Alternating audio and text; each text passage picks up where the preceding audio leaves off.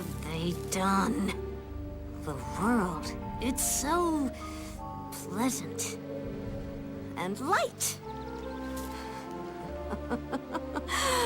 Well, we'll soon fix that, won't we?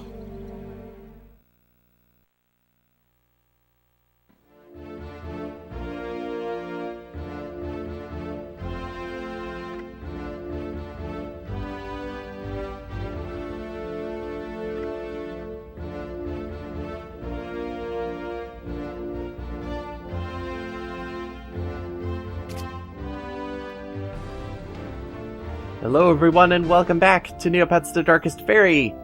Welcome to this special two-parter video, because this is going to be a very long day of chores. Squire chores, because we are a squire. No, definitely can't say that I know where Bogshot is, Grayson. Definitely haven't explored anywhere near where that could possibly be. But yes, our chores begin right outside this door.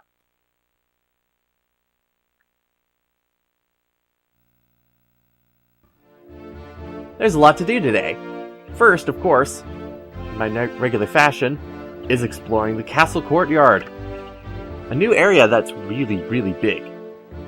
But there's also two treasures here, because we have two treasure maps for it. And we get to meet pretty much the people who are going to be around the castle courtyard for the majority of the time, including Sir Lawrence. Got an eye out for a lady who likes going around this area. Again, like I said with the last video, if you watched all the way through, it's really good to get a sense of your surroundings in an area, especially for this game, before you go about really diving into what you're going to be doing. Just to make everything a little bit more streamlined, or that you don't get lost or confused about what you're going to be doing.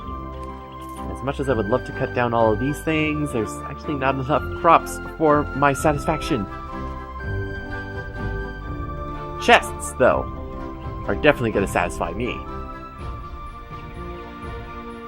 Especially when they have something like this in them. It's a Nova moat. It looks like one. But it's actually more powerful. A supernova moat. In the game, this is the most powerful moat that you can get. So it's rainbow aligned, works with all the different elements, but it's the second tier of it. Keep hold of all of these because it's gonna be super shiny.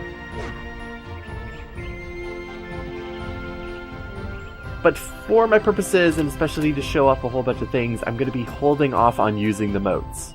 Especially the Nova and Supernova ones, because they can be found to be a little bit cheap.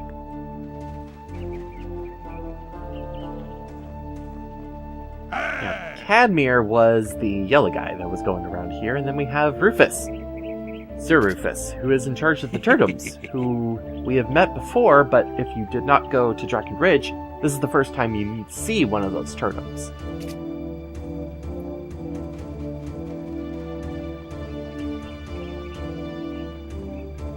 Now, among the areas around the castle courtyard, of course, there's the Turtum branch, I guess you could call it, and there's this weird scaffold, which has, I guess, a pair of brothers here.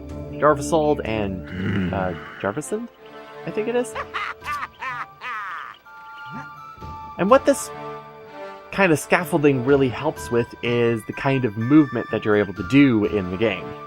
So we kind of looked at it before when we were looking at the bridge between Meridel and our farm. But for some reason, Tor is really good at acrobatics and is able to do stuff like that. It's crazy. Yeah, Jarvison.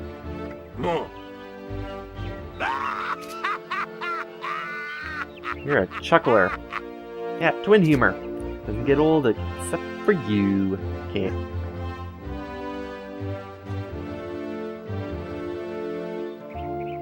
There's all this wonderful pathway work, too.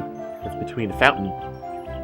And apparently up here, there she is, kind of waddling down the street.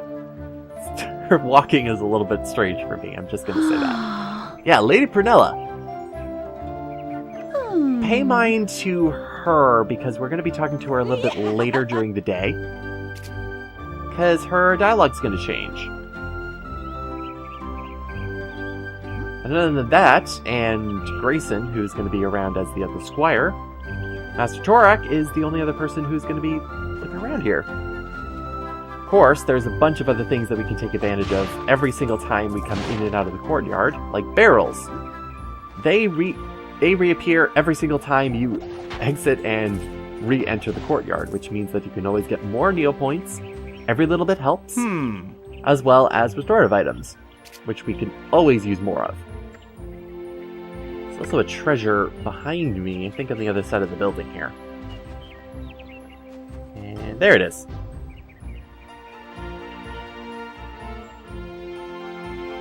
Again, always good to get treasure maps, especially when they contain lots and lots of money. Alright, the total will come to $798. Okay, I have exact change for that.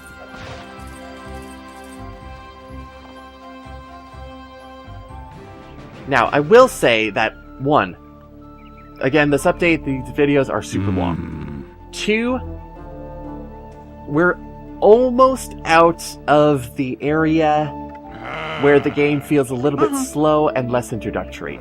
This is the last time we're gonna this is pretty much a giant tutorial day. Some direct tutorials, others are more practical.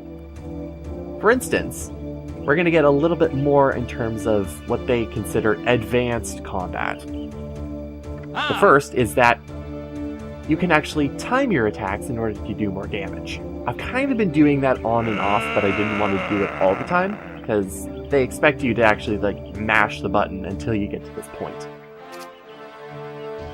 Now, with the practice dummy, you can do that, but we're swinging too wildly and too fast.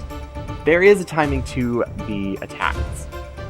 You gotta watch for the flash that you see on your blade, which is gonna show up for a very small amount of time. Do you notice it? I'm swinging too slowly in order to make sure that the second chain to the attack happens. So 1, 2, and 3. The problem I have with these tutorials, though, is that we do it once, and the game kind of says that, oh, you did it once, you know exactly what you're doing. So it's not a sense of you even get to repeat it unless you want to do it in your own time. The game is just going to kick you into the next step of what the day is going to look like. The problem with the target dummies is that they don't die, so we only have the battle music for pretty much forever. So we have to go to the storeroom. Grayson here is apparently going to go to clog duty, whatever that is. Apparently Grayson has been here for a while too. Before we do that, let's get a look at the other areas of the courtyard, including more barrels. 15 Neo points, never something to scoff at. But now, let's see, we have to go to the storeroom, which looks to be where the kitchen was. It was actually the locked door that we weren't able to go into. So, another place that we need to go to in the castle. Sweet!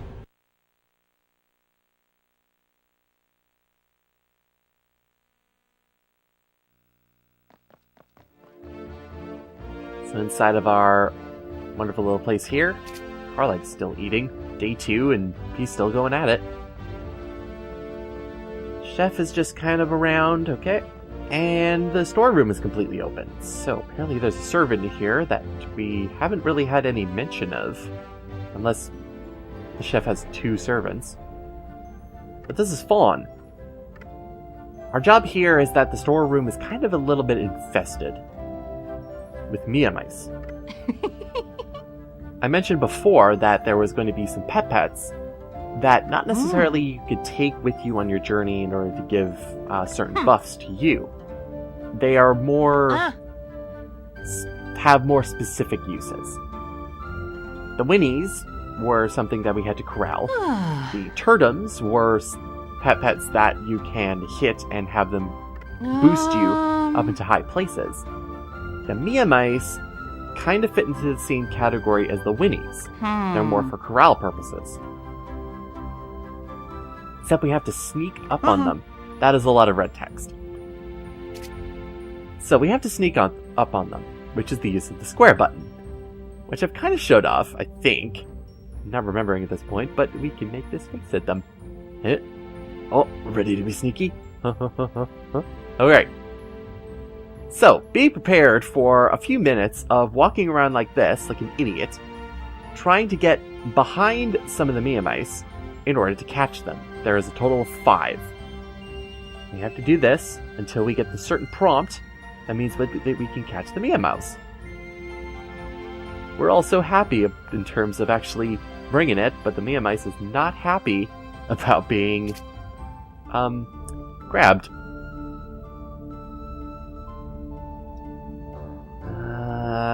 Chance I'm able to get that second one. I know I'm not able to get it. Luckily for us, if one Mia Mouse decides to run around being all skittish, it won't make the other one skittish either. This Mia Mouse is a little bit weird. I guess I've never actually stand still, but it looks like it has a frame of animation missing. Or its loop is a little bit off. But there we go.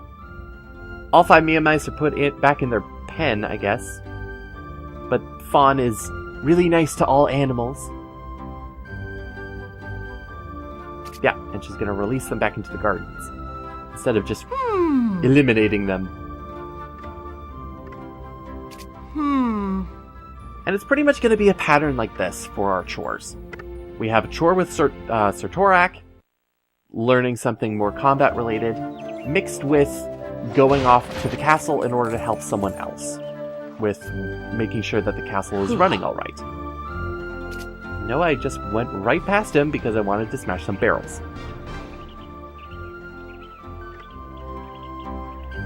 So, last time we learned about how to properly swing our sword.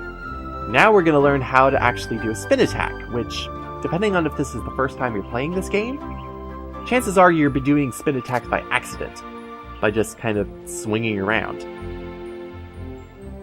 However, this time, we need to purposefully learn how to spin attack. It's not about just hitting your opponent. And there's some interesting dialogue if we were actually going to do like the last tutorial. If I do a 3 swing right there, not what we've already done. We're moving on. New stuff. Means that we have to kind of get us spun around, do a little bit of warm-up, and then release the circle button. And chances are you're going to be able to do it. But the spin attack is not fully reliable. It takes a lot of practice.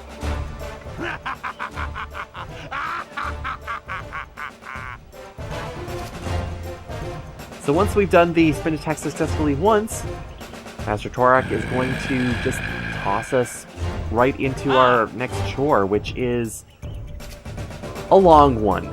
Let's just say that. It's called Clog Duty. Bye, Torak. That nice day for... Nice day for what? Nice day for it? Nice day. Nice day for it. Entirely sure what he means. But yes, we now have to go over to the guard room, apparently. Wherever that is. In order to talk to one of the people in there about what we're actually doing with clog duty. Because we don't know what that means.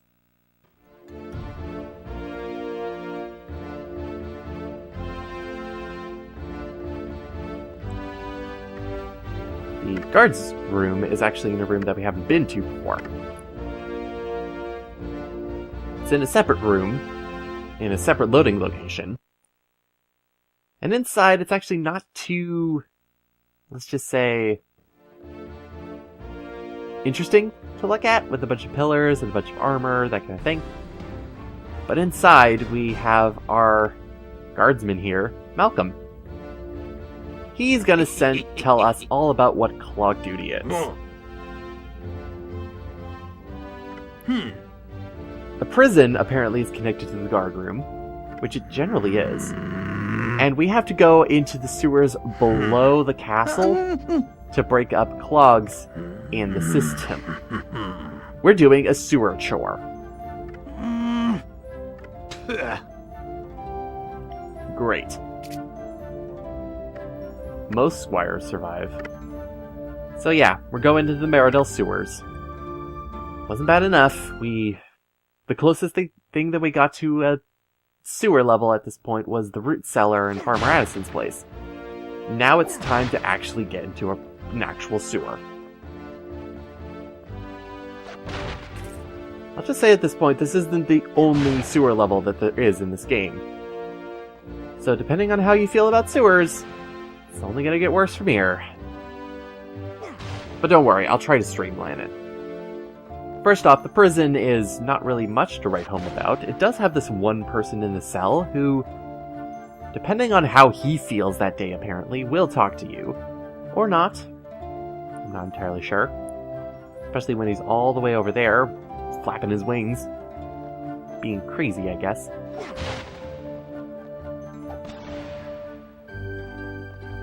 But for some reason, the prison is really good about stocking up for restorative items.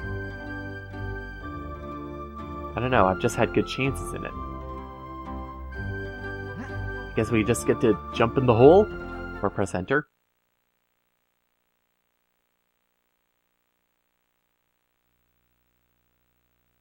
Alrighty, the Meridel sewers.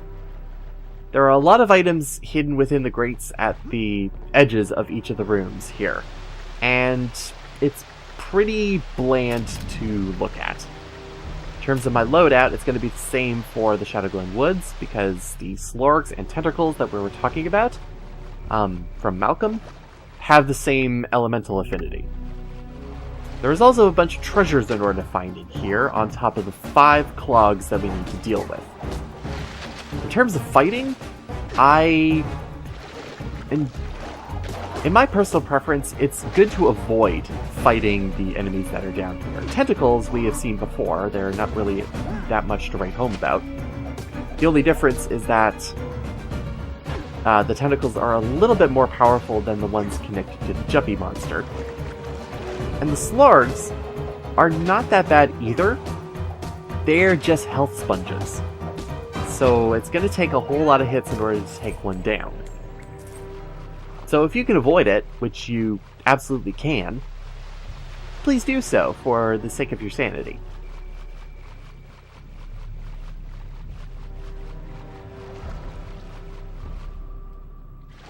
The sewer is also a big, huge, connected, kind of pretty straightforward path of identical rooms. And the things that we are looking for right now are these big, huge piles of rubble in between 2 walls. Those are our clogs.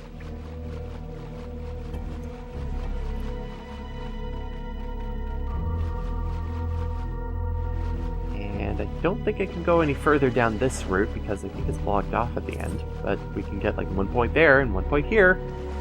But yeah, great right there. So let's speed this up. I think that's a really good idea. There we go. 3 more. And immediately right afterwards is where you're going to find your first treasure. It's going to be a random item. In this case, it's going to be an urgent fruit. Continuing on, of course, gives you your next clog. And a water moat, sometimes. And before you can move on, you actually have to open up a couple of grates.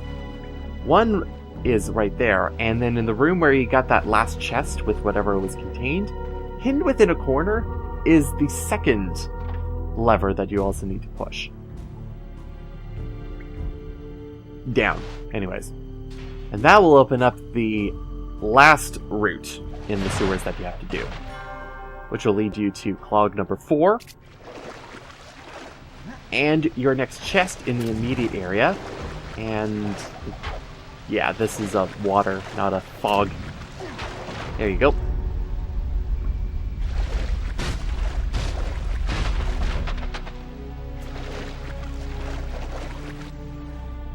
which gives me a rock. Congratulations, me. Boy. Okay. I do have a lot of rocks, though.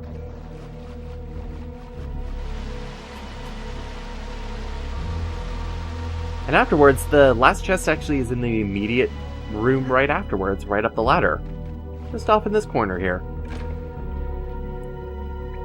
Jeez, I'm getting a lot of potions of revival. I'm not gonna need a whole lot of them either.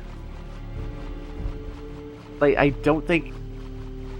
I really have to think hard about whether or not I've used a potion of revival or not. I think I've only used one once, ever. And that was because I was being really careless at one point. But it's not like you can sell anything in this game either, as I get an info box telling me throughout all of my time down in the sewer about how many clogs that I have. Let's get out of here. I don't want to spend more time in a sewer level. I don't think you want to see more time in a sewer level either. Clog duty is definitely the least interesting thing of the Squire chores to do. And the longest.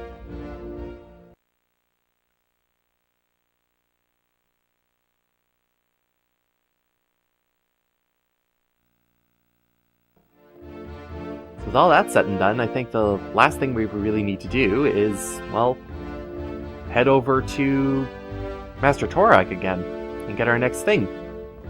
Because this day is only half done. At least it feels like it's only half done.